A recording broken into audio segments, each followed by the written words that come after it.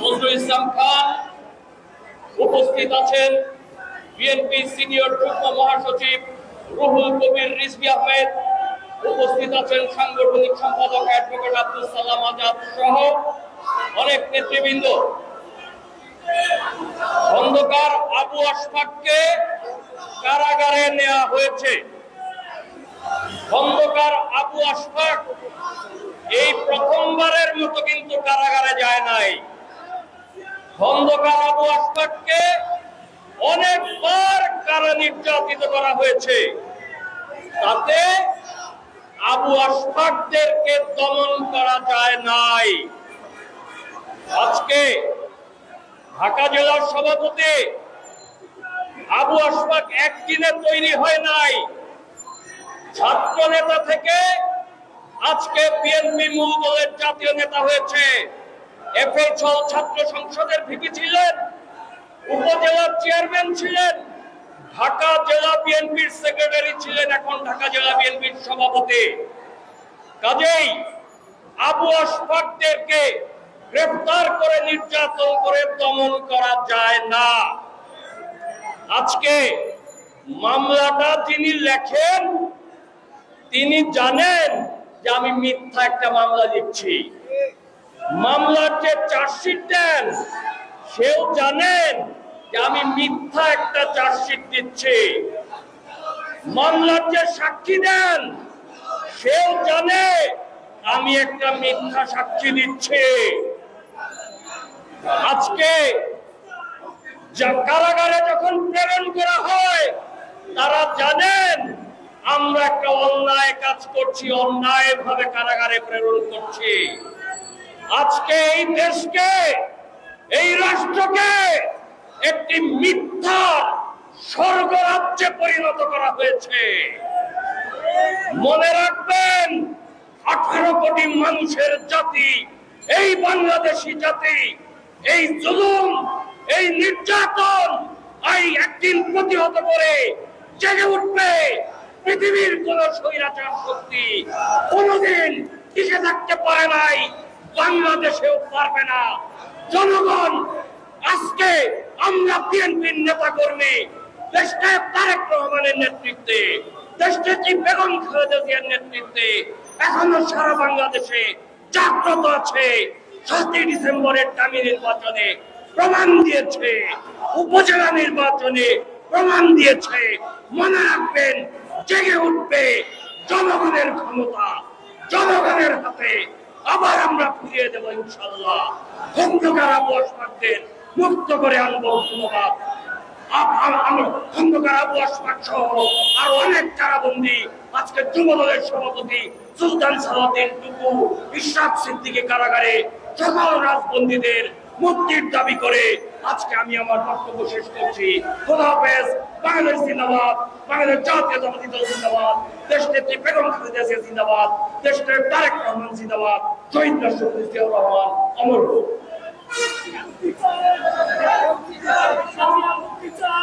সংগ্রামী ভাই ও বোনেরা,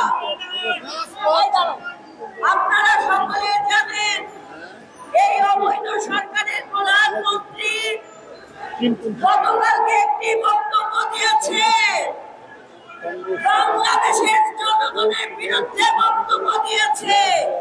তিনি বাংলাদেশের 95% জনগণের নেতা দেশনায়ক জনাব তারেক রহমানকে চ্যালেঞ্জ করে এই অবৈধ শেখ হাসিনা, তিনি 5% ভোটারের প্রধানমন্ত্রী, তিনি বাংলাদেশের জনগণের নেতা দেশনায়ক জনাব তারেক রহমানকে চ্যালেঞ্জ করে। আমাদের লজ্জা হয়, লজ্জিত হই আমরা যখন আপনি আপনার বাতানো আমি দামি স্বামী নির্বাচন করেছেন, যখন দেশনায়ক জনাব তারেক রহমানের আহ্বানে 95% জনগণ আপনাকে বর্জন করেছে, বয়কট করেছে। সেই দিন তো বাংলাদেশ আপনাকে রেড কার্ড দেখিয়ে দিয়েছে। তারেক রহমানকে দেশে এনে বিচার করবেন, তার আগে বাংলাদেশের 95% জনগণ আপনার এই অবৈধ ক্ষমতাকে পতনের মাধ্যমে আপনার বিচার বাংলাদেশের জনগণের আদালতে হবে। আপনার ওই ক্যালকাটা আদালতে দেশনায়ক জনাব তারেক রহমানের বিচার হবে না। বাংলাদেশের মাটিতে এই জনগণের ভোটে আগামী দিনের প্রধানমন্ত্রী হবেন দেশনায়ক জনাব তারেক রহমান। এটাই জনগণ নির্ধারণ করে রেখেছে। তাই হুমকি ধামকি দিয়ে জনগণকে বিভ্রান্ত করার চেষ্টা করবেন না। মাফিয়া শেখ হাসিনার চ্যালেঞ্জ আমরাই ছুড়ে মারলাম, তারেক রহমানের কোনো প্রয়োজন হবে না ওই চ্যালেঞ্জ ছুড়ে মারার জন্য। প্রিয় নেতৃবৃন্দ, এ পর্যায়ে বক্তব্য নিয়ে আসতে ঢাকা বিভাগের দায়িত্বে যিনি আছেন বাংলাদেশ জাতীয়তাবাদী দল বিএনপির সাংগঠনিক সম্পাদক জনাব অ্যাডভোকেট আব্দুল সালাম আজাদ। জনাব অ্যাডভোকেট আব্দুল সালাম আজাদ।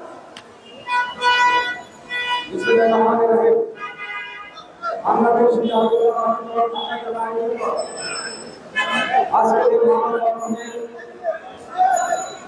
এই কর্মসূচি উপলক্ষে আলোচনা সভা সরকারের সভাপতি উপস্থিত আছেন বাংলাদেশ জাতীয়তাবাদী দলের অভিভাবক নেতা জাতীয়তাবাদী দল স্থায়ী কমিটির অন্যান্য সদস্য জনাব নজরুল ইসলাম খান, উপস্থিত আছেন বাংলাদেশ জাতীয়তাবাদী দলের সংগ্রামী যুগ্ম মহাসচিব আন্দোলন সংগ্রামের একজন প্রিন্সিপাল সাধারণ এদেশের গণতান্ত্রিক আন্দোলন থেকে বারবার যারা নির্যাতিত হয়েছেন, শত শত বাংলা রাষ্ট্রীয় হওয়ার পরেও সরকারের পক্ষে কার্যকরী পথে কথা হচ্ছেন আমাদের রাষ্ট্রের সভাপতি প্রধান নেতা উপস্থিত আছেন আমার সহকর্মী সাংসদ উপস্থিত আছেন আজকের সভা পরিচালনা করছেন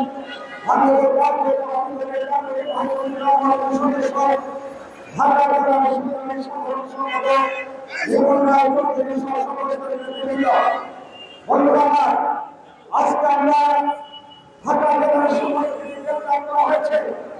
এই গ্রেপ্তার হয়েছে একটি ষড়যন্ত্র মামলা তাকে মিথ্যা মিথ্যা সাজাতে গ্রেপ্তার করা হয়েছে এবং গ্রেপ্তার করা হয়েছিল ষড়যন্ত্রমূলকভাবে বাংলাদেশকে গণতন্ত্রহীন অবস্থায় রাখার জন্য অবৈধ সরকারের মধ্যে একদম শাসন ব্যবস্থা কায়েমের জন্য আরেকটি বাদশার সৃষ্টি করার জন্য এবং খালেদাকে কারাগারে রেখে মৃত্যুর মুখোমুখি করা হয়েছে। আজকে আমাদের আমাদের রহমানকে আমাদের মাসের সেদিনের মাসে রাখা হয়েছে। তাদের রহমানকে আমাদের মধ্যে থাকবেন আমাদের জাতির সঙ্গে নেতৃত্ব তাহলে এই সময় তিনি সরকারে কতদিন খন্ড বেঁধে দেবে, তাই তারা রহমান আজকে তার বিরুদ্ধে মিথ্যা মামলা থেকে সরিয়ে রাখা হয়েছে। আজকে মারা গেছেন আমাদের সুন্দর সাবেক যুবদের সাবেক সভাপতি সাইফুল আলম সহ অনেক নেতৃবৃন্দ আজকে প্রমাণ হয়েছে, গত সরকারকে প্রমাণ হয়েছে যে বাংলাদেশের কথা বাংলাদেশের মানুষ প্রমাণ করেছে। 7 তারিখের ভোটের মধ্যে দিয়ে 7 তারিখের ভোটের মধ্যে তাদের রহমান বাংলাদেশের মানুষের কাছে আহ্বান করেছেন আমরা নিজেদের নেতৃত্বে এই ভোটকে প্রত্যাখ্যান করব।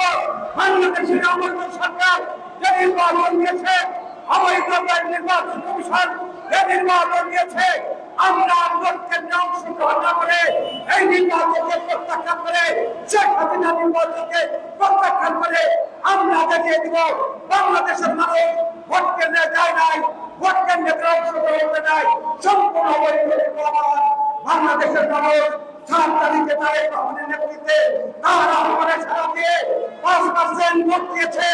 95% ভোট প্রমাণ করেছেন তারেক রহমানের বক্তব্যের সঠিক। তারেক রহমানের নেতৃত্বে দিয়েছেন গণতন্ত্র রক্ষা করতে হবে, এই সরকারকে পতন ঘটাতে হবে, গণতন্ত্রকে রক্ষা করতে হবে। এই শেখ হাসিনার পতন ঘটিয়ে গণতন্ত্রকে বাংলাদেশের ঘরে পৌঁছে দিবে।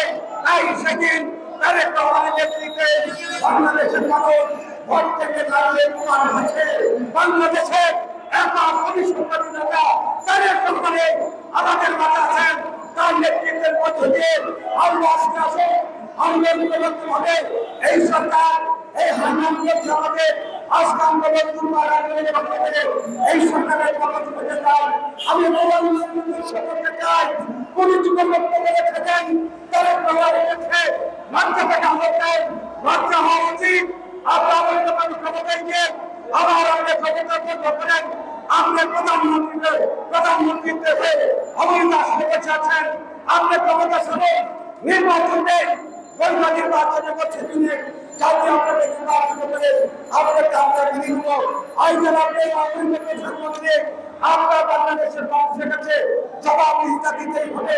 আগামী দিনে আন্দোলন সংগ্রামের মধ্যে দিয়ে এই স্বৈরাচারী প্রবণ করে আমাদের নেতা কর্মীদেরকে কারাগার মুক্ত করবে, আমাদের নেতৃত্ব করবে, আমাদের মাঝে ফিরিয়ে আনবে, আমাদের নেতা তারেক রহমানকে আমাদের মাঝে ফিরিয়ে এনে গণতন্ত্র প্রতিষ্ঠা করবে।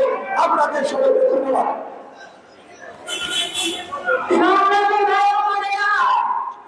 বাংলাদেশটাকে খেয়ে দিয়েছে শেখ হাসিনা, গণতন্ত্রকে নির্বাচনে দিয়েছে শেখ হাসিনা। তার মাফিয়া তন্ত্র আজকে লেজুর গুটির মতো বেরিয়ে আসছে। আজকে স্যাংশন দিয়েছে আজিজ আহমেদ, নজির আহমেদ, আর কয়দিন পরে মাফিয়া শেখ হাসিনার বিরুদ্ধেও স্যাংশন আসতে করে। শেখ হাসিনা আজকে এতই ভীত হয়ে গেছে, সকালে ঘুম থেকে উঠে তারেকের আতঙ্কে তিনি ভয়ে আতঙ্কিত হয়ে থাকে। তাই বারবার করে তিনি হুঙ্কার দেন। তাই শেখ হাসিনাকে বলে দিতে চাই, কোন হুঙ্কারে জাতীয়তাবাদের শক্তি, জাতীয়তাবাদের ঐক্যের প্রতীক দেশ নায়ক তারেক রহমানকে দমিয়ে রাখা যাবে না।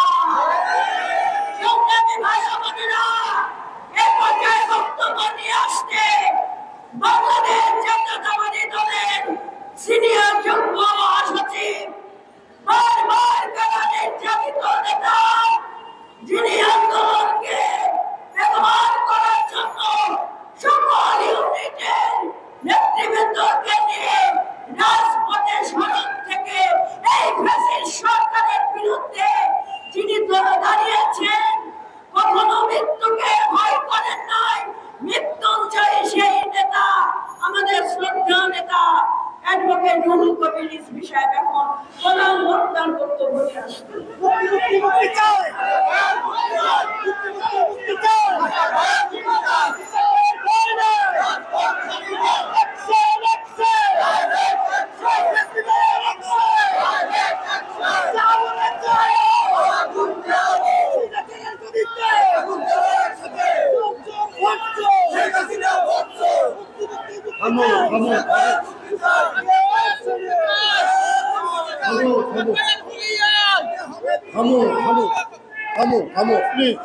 প্লিজ থামো বাবা।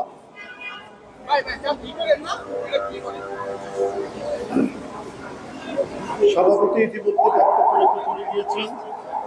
প্রধান অতিথি আন্তর্জাতিক খ্যাতিসম্পন্ন শ্রমিক নেতা, সাবেক রাষ্ট্রদূত, এদেশের বর্ষিয়ান রাজনীতিবিদ, বিএনপির জাতীয় স্থায়ী কমিটির সম্মানিত সদস্য জনাব নজরুল ইসলাম খান উপস্থিত রয়েছেন। ঢাকা বিভাগের সুদক্ষ সাংগঠনিক সম্পাদক, বিএনপির জাতীয় নির্বাহী কমিটির অ্যাডভোকেট আব্দুল সালাম আজাদ উপস্থিত রয়েছেন। আরেকজন বলিষ্ঠ সংগঠক বেনজির আহমেদ টিটো, সহ সাংগঠনিক সম্পাদক ঢাকা বিভাগের উপস্থিত রয়েছেন। ঢাকা জেলার সাধারণ সম্পাদক, আন্দোলন সংগ্রামের নিপীড়িত নির্যাতিত নেত্রী নিপুণ রায় চৌধুরী উপস্থিত রয়েছেন। জাতীয় নির্বাহী কমিটির সদস্য, ঢাকা জেলার বিপ্লবী নেতা, উপজেলা চেয়ারম্যান সাবেক তমিজ উদ্দিন তমিজ ভাই সহ ঢাকা জেলার সব প্রাণপ্রিয় নেতারা রয়েছেন। যুবদল, ছাত্রদল, স্বেচ্ছাসেবক দলের নেতা, মহিলা দলের নেতা, অনেকেই আমাদের অত্যন্ত ঘনিষ্ঠ সহকর্মী। সবাইকে আন্তরিক ধন্যবাদ। বন্ধুরা, এই যে প্রধানমন্ত্রী আমাদের বাংলাদেশের দামি এবং দখলদার প্রধানমন্ত্রী, তিনি কয়েকটা জিনিস খুব ভালোবাসেন। সেগুলো কি জানেন? একটা হলো মিথ্যা কথা বলতে ভালোবাসেন, আরেকটা হচ্ছে উনার যে ছাপা কিছু উন্নয়নের কথা বলেন, বস্তা পচা আবর্জনা উন্নয়ন, সেই উন্নয়নের কথা বলতে ভালোবাসেন।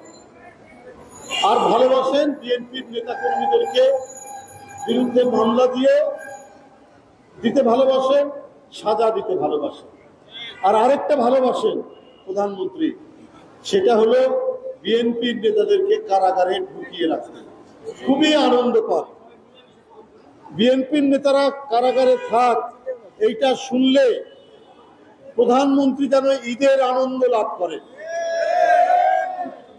এই কারণেই ঢাকা জেলার সভাপতি খন্দকার আবু আশফাক, যে 2 বার উপজেলা চেয়ারম্যান ছিল, তাকে কারাগারে নিয়ে যাওয়া হয়েছে। এর আগে নিয়ে যাওয়া হয়েছে যুবদলের বিপ্লবী সভাপতি সুলতান সালাউদ্দিন টুকু, সাবেক সভাপতি সাইফুল ইসলাম নীরব এবং তরুণ জননেতা, যাকে সবাই ঢাকার লোক বলে জনতার মেয়র, সেই প্রকৌশলী ইশরাক হোসেন বলেছে। তো এরা আজকে শেখ হাসিনার ভালোবাসার ফসল। শেখ হাসিনা যে বিএনপির নেতাদেরকে যে কারাগারে রাখতে ভালোবাসে, তারই প্রতিফলন হচ্ছে আজকে বিএনপির এতগুলো নেতা কারাগারে। বন্ধুরা আমার, এই বাবা থামো না, বন্ধুরা আমার, আরেকটা মহা আনন্দ লাভ করে, সেটা হচ্ছে জিয়া পরিবার এবং জাতীয়তাবাদী শক্তির প্রতীক যারা দেশনেত্রী বেগম খালেদা জিয়া, দেশনায়ক তারেক রহমান। দেশনেত্রী বেগম খালেদা জিয়াকে তিনি অনেকদিন ধরে বন্দী করে রেখেছেন, তার চিকিৎসাও নিতে দিচ্ছেন না।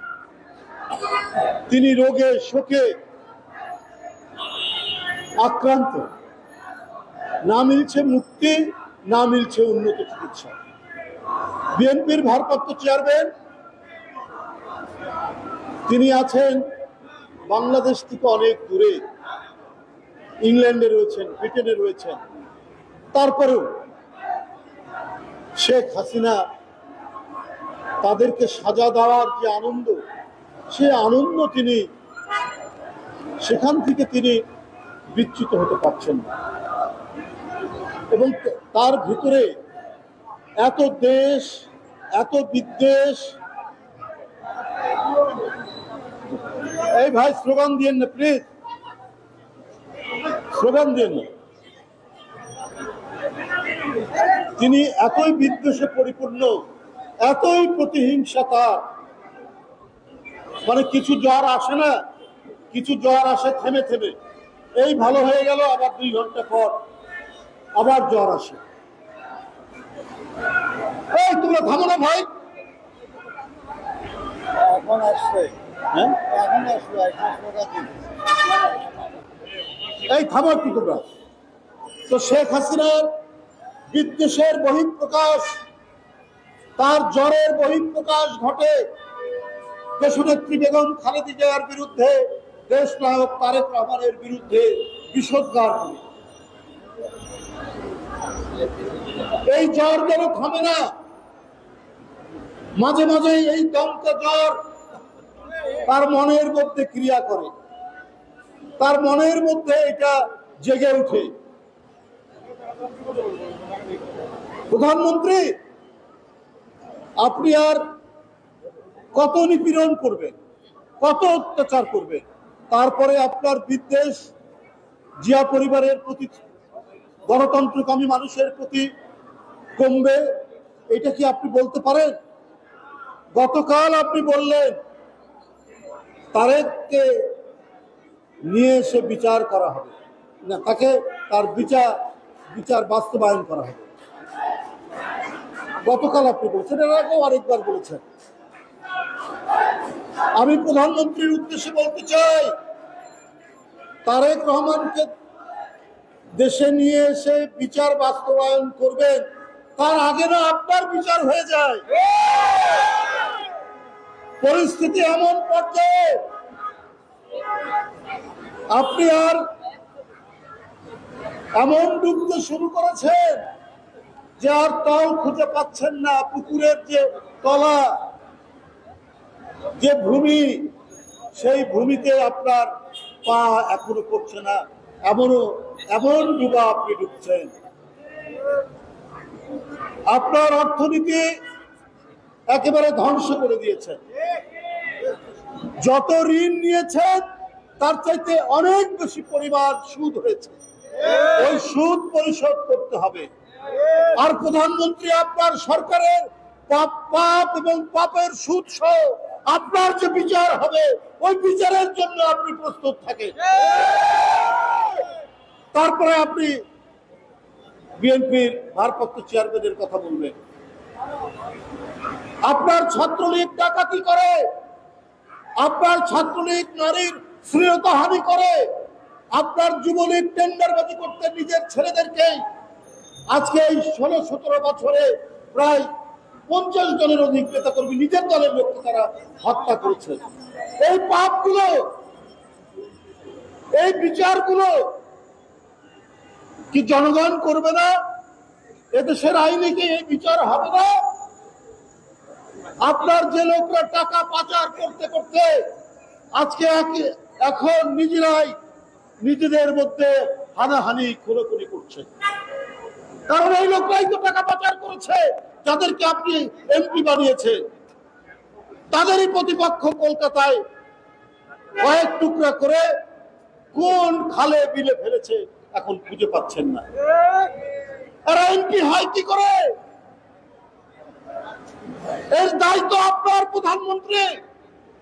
আপনি জনপদের পর জনপদ, আপনি মাফিয়া, আপনি ডাকাত, আপনি খুনিদেরকে এমপি বানিয়েছেন। এর দায় কি আপনার উপর নেই? এই ভয়ঙ্কর পাপগুলোর কি এমনি চলে যাবে, পার পেয়ে যাবে? ফেরাউনও মনে করেছিল সে পার পেয়ে যাবে, তো ফেরাউন তো পার পায়নি। নমরুদ তো মনে করেছে সে নিজেই ঈশ্বর, কিন্তু সেই নমরুদই আপনার মশা ঢুকে সেই মশাটাই তার নাক থেকে বের করতে পারল না।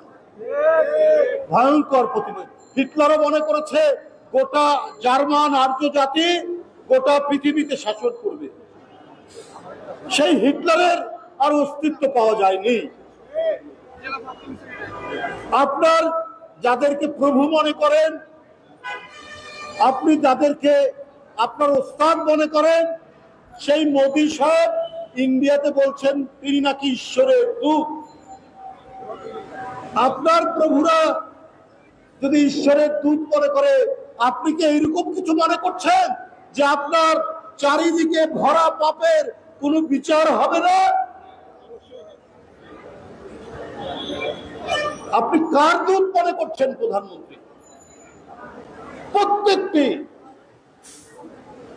অপকর্ম, প্রত্যেকটি অনাচারের বিচার পৃথিবীতেই হবে, পৃথিবীতেই এর দৃষ্টান্ত রয়েছে। বন্ধুরা আমার, আমি আর বক্তব্য দীর্ঘায়িত করবো না। আমাদের প্রধান অতিথি এখন আপনাদের সামনে কথা বলবেন।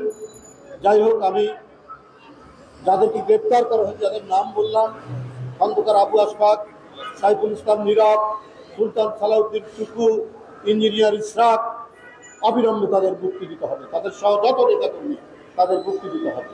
বন্ধুরা, আমি তীব্র নিন্দা জানাচ্ছি সাবেক এমপি গোলাম মোল্লা রনি এবং ছাত্রদলের সাবেক সভাপতি রওনকুল ইসলাম শ্রাবণ, এদের উপর যে বর্বরচিত হামলা করেছে ছাত্রলীগ, তার তীব্র নিন্দা জানিয়ে আমার বক্তব্য শেষ। ধন্যবাদ। সংগ্রামী ভাই বোনেরা, এ পর্যায়ে বক্তব্য নিয়ে আসতে আজকের এই মানববন্ধনে সম্মানিত প্রধান অতিথি, বাংলাদেশ জাতীয়তাবাদী দল জাতীয় স্থায়ী কমিটির সম্মানিত সদস্য, বিএনপির জন্ম থেকে শুরু করে যিনি আজকে হাঁটি হাঁটি কাপা করে এই দলের বিভিন্ন পর্যায়ে নেতৃত্ব দিয়েছেন, আন্তর্জাতিক শ্রমিক নেতা, বাংলাদেশ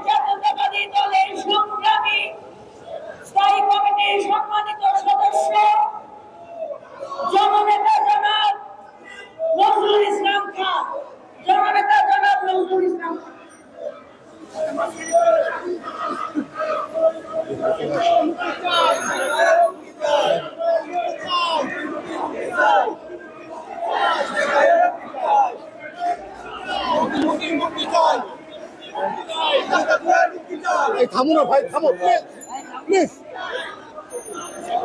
বিসমিল্লাহির রহমানির রহিম। একটা বক্তব্য শুনুন।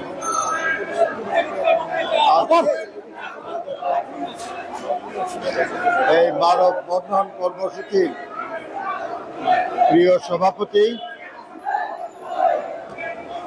এই থামে না, এই ছেলেবেলা,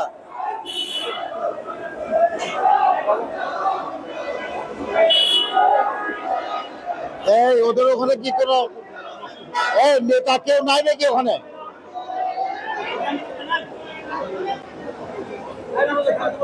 প্রিয় সভাপতি, এখানে উপস্থিত আমাদের অত্যন্ত প্রিয় এই কি ভাই,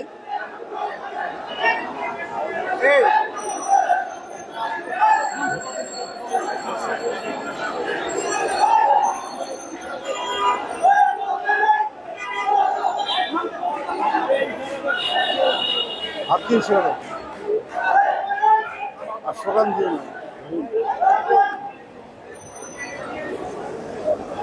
আমাদের অত্যন্ত প্রিয় সহকর্মী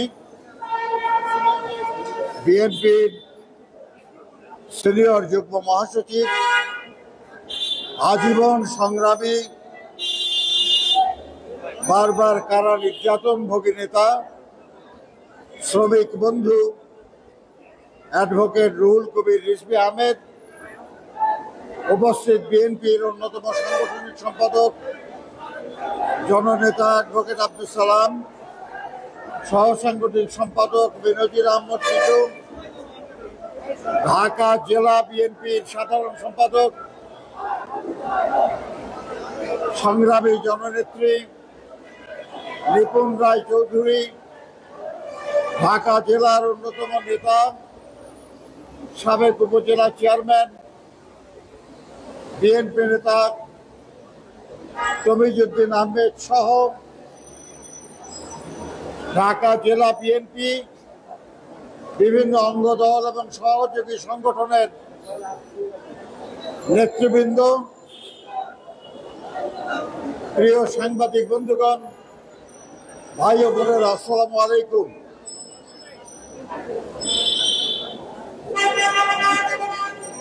আমাদের নেতা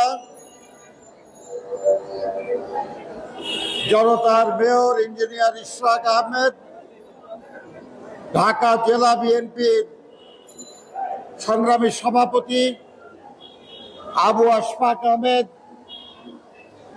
যুব দলের সংগ্রামী সভাপতি সৈয়দ সুলতান সালাউদ্দিন টুকু, সাবেক সভাপতি সাইফুল আলম নীরব সহ কারাগারে আবদ্ধ বিএনপি এবং অঙ্গ দলের সব নেতা কর্মীর মুক্তি এবং সাবেক সংসদ সদস্য সুবক্তা অ্যাডভোকেট গোলামউল্লাহ রনি এবং ছাত্র দলের সাবেক সভাপতি শ্রাবণ সহ বিএনপি এবং অঙ্গ দলের নেতা কর্মীদের উপর হামলাকারীদের শাস্তি দাবির পাশাপাশি আমি আজকে এই মুহূর্তে বাংলাদেশ এক সামুদ্রিক জলোচ্ছ্বাসের শিকার হয়েছে। আমরা দুশ্চিন্তাগ্রস্ত। ইতিমধ্যে এর ফলে অনেক জনপদ ক্ষতিগ্রস্ত হয়েছে, অনেক মানুষ ক্ষতিগ্রস্ত হয়েছে, অনেক সম্পদের ক্ষতি হয়েছে। আমরা দুশ্চিন্তাগ্রস্ত যে অল্প কিছু সময়ের মধ্যে এই জলোচ্ছ্বাসের মূল আঘাত আমাদের দেশের উপর আসবে। আমরা আল্লাহর কাছে দোয়া করি যেন এতে আমাদের কোনো মানুষের ক্ষতি না হয়, আমাদের দেশের সম্পদ যেন হানি না হয়। দেশের যখন চরম এই সংকট, যখন উপকূলীয় এলাকাগুলিতে অলরেডি 10 নম্বর মহা বিপদ সংকেত দেওয়া হয়েছে, সেই সময় আমরা পত্রিকায় দেখলাম, এই ওখানে কারা রে ভাই, কারা এখানে,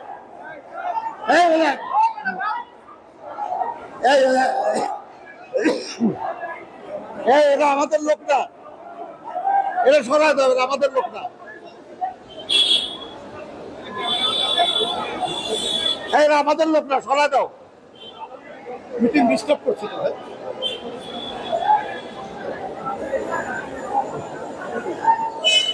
যখন আমরা দেখলাম যে ঘূর্ণিঝড় বা জলোচ্ছ্বাসের মুখে দেশ, তখন দেশের প্রধানমন্ত্রীর আসনে যিনি বসে আছেন, তাকে আমরা বলতে শুনলাম যে এখন আমাদের একমাত্র কাজ হলো একটা খারাপ শব্দ ব্যবহার করে তারেককে দেশে ফিরিয়ে নিয়ে আসা। ভাবুন বন্ধুরা, দেশ যখন দুর্যোগের মুখে, তখন দেশের মানুষকে বাঁচানো প্রধান কাজ না, জনগণের সম্পদ রক্ষা গুরুত্বপূর্ণ কাজ না। আমরা সবাই জানি যে প্রতিনিয়ত দ্রব্যমূল্য বৃদ্ধির ফলে জনজীবন বিপর্যস্ত হয়ে গেছে। এখানে আমাদের সাংবাদিক ভাইয়েরা আছেন, আমাদের পুলিশ ভাইয়েরা আছেন, এখানে আমাদের দলের নেতা কর্মীরা আছেন। একজন বুকে হাত দিয়ে বলুন যে এখন থেকে 6 মাস আগে যেমন চলতেন, হালাল উপার্জন দিয়ে আজকে সেইভাবে চলতে পারছেন? কেউ পারছে না। জনগণকে দ্রব্যমূল্য বৃদ্ধির এই দুর্ভোগ থেকে বাঁচানো সরকারের প্রধান কাজ না।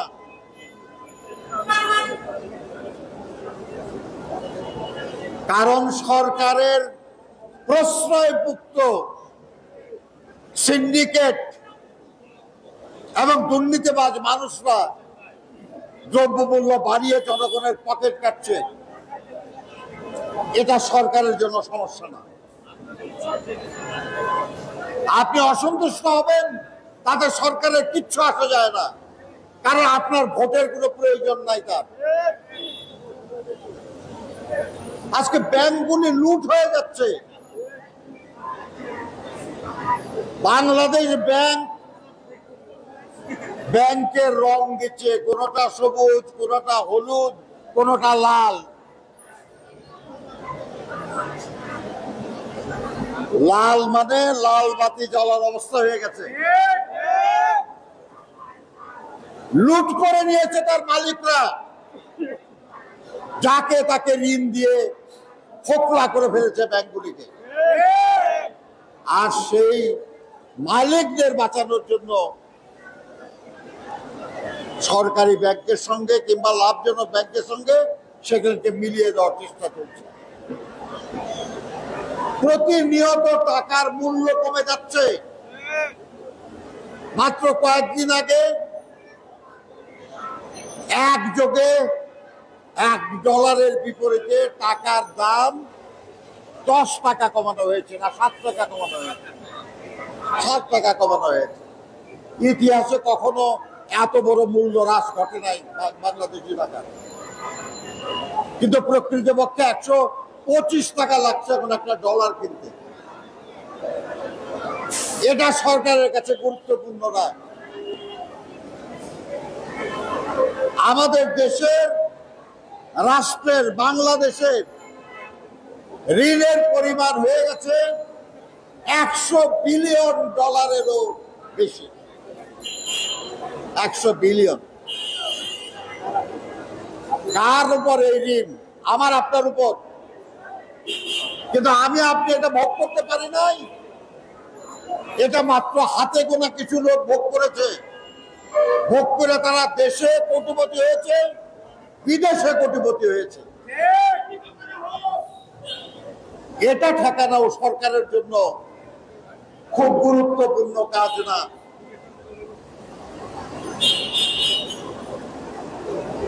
সরকারের জন্য গুরুত্বপূর্ণ না, খালি একমাত্র কাজ হলো তারেক রহমানকে দেশে ফিরিয়ে নিয়ে এসে শাস্তির মুখোমুখি। কেন? কারণ শহীদ জিয়াকে তো মারা হয়ে গেছে, বেগম খালেদা জিয়াকে সুচিকিৎসার সুযোগ না দিয়ে মৃত্যুর মুখে ঠেলে দেওয়া হচ্ছে। আরাফাত রহমান কোকো প্র্যাকটিক্যালি বিনা চিকিৎসায় বিদেশে প্রাণ ত্যাগ করেছেন। আছে শুধুই তারেক রহমান। জিয়া পরিবারকে এতই অপছন্দ তাদের যে ওই তারেক রহমানকে নিয়ে এসে সাজা দিতে হবে, শাস্তি দিতে হবে। কি অপরাধ? অনেক অপরাধ করেছে, সেই জন্য তার সাজা হয়েছে। তারেক রহমানের মামলায় বিচারক আদালত তাকে খালাস দিয়েছিল। যে বিচারক খালাস দিয়েছিল ওই বিচারক দেশে থাকতে পারে নাই। এস কে সিনহার মতো তাকে দেশত্যাগ করতে হয়েছে। উচ্চ আদালতে নিয়ে তাকে সাজা দেওয়া হয়েছে। আরেক মামলায় প্রথম 3টে চার্জশিটের কোনোটাতেই তারেক রহমানের নামও ছিল না, এজাহারে ওর নাম নাই। একজন পুলিশ কর্মকর্তা আব্দুল কাহার আকন, তিনি চাকরি শেষে এলাকায় নৌকা মার্কার ব্যানার লাগিয়ে নির্বাচনী প্রচারণা করছেন। তাকে সেখান থেকে নিয়ে আসা হলো, উচ্চতর পদে নিযুক্তি দিয়ে ওই মামলার তদন্তকারী কর্মকর্তা নিয়োগ করা হলো। এই কাহার আকন ওই মামলার একজন আসামি মুফতি হান্নানকে 100 দিনের বেশি রিমান্ডে নিয়ে অত্যাচার করে তাকে দিয়ে তারেক রহমানের নাম বলানো হলো এবং সেই মামলায় তারেক রহমানকে সাজা দেওয়া হলো। কখন? যখন তিনি বিদেশ অবস্থান করছেন। তাকে আত্মপক্ষ সমর্থনের সুযোগ দেওয়া হয় নাই, তিনি দিতে পারেন নাই। তাকে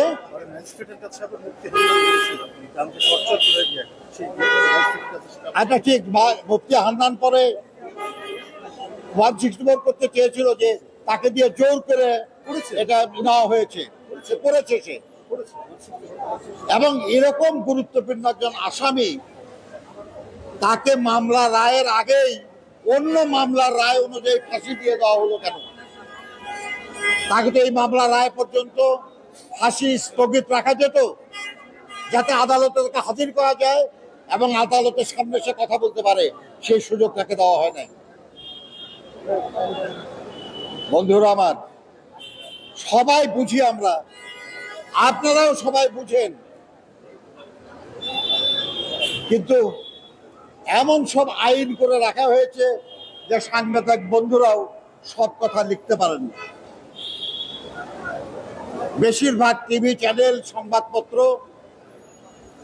মালিকদের হয় তারা সরকারের সঙ্গে প্রত্যক্ষভাবে যুক্ত না হয়, পরোক্ষভাবে কিংবা চাপের মুখে অনেকেই এমপি মন্ত্রী হয়ে বসে আছে। কিন্তু জনগণ বসে নাই। তারেক রহমানের বিরুদ্ধে মূল রাগের কারণ তো এই যে তারেক রহমান আজ গণতন্ত্র পুনঃপ্রতিষ্ঠার আন্দোলনকে বেগবান করেছে, জোরদার করেছে।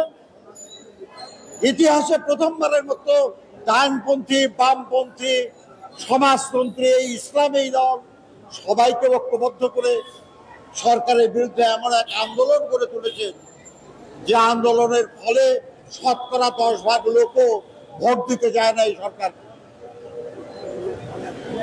এই হলো রাগ, যার জন্য এই ঘূর্ণিঝড় বা জলোচ্ছ্বাস, দ্রব্যমূল্যের ঊর্ধ্বগতি, টাকার অবমূল্যায়ন, ব্যাংক লুট, রাষ্ট্রীয় দেনা বৃদ্ধি, দুর্নীতি, অনাচার এবং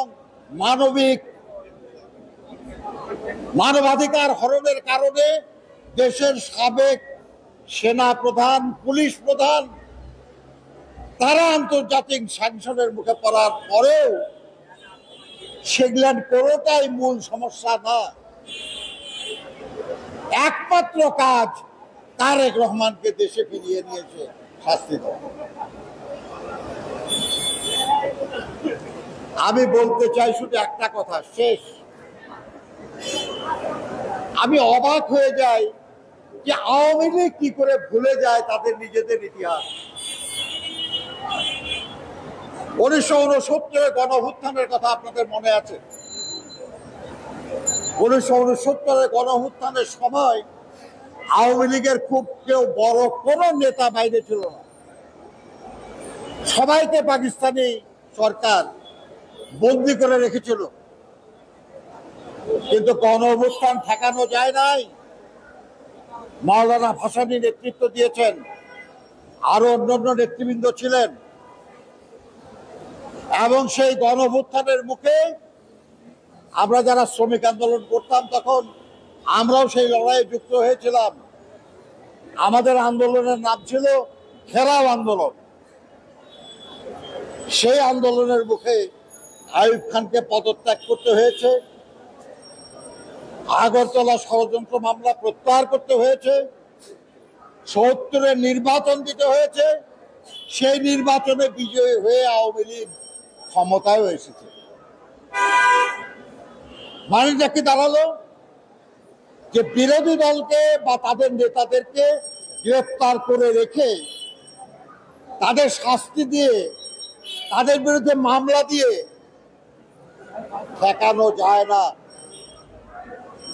তারা লড়াই সংগ্রাম করে, জনগণ সেই লড়াই সংগ্রামে যুক্ত হয়, বিজয়ী হয় জনগণ, এবং যাদের উপর অত্যাচার করা হয় তারাই আবার বিজয়ী হয়ে রাষ্ট্র ক্ষমতায় অধিষ্ঠিত হয়।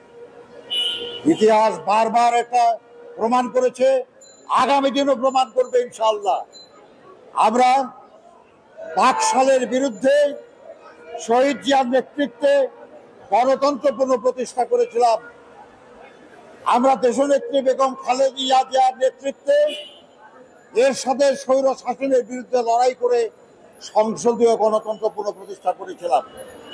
এবার আমরা পুনরায় যে গণতন্ত্রকে হত্যা করা হয়েছে, এই গণতন্ত্র আমরা পুনরুদ্ধার করব জনগণকে সাথে নিয়ে, দেশনায়ক তারেক রহমানের নেতৃত্বে ইনশাআল্লাহ।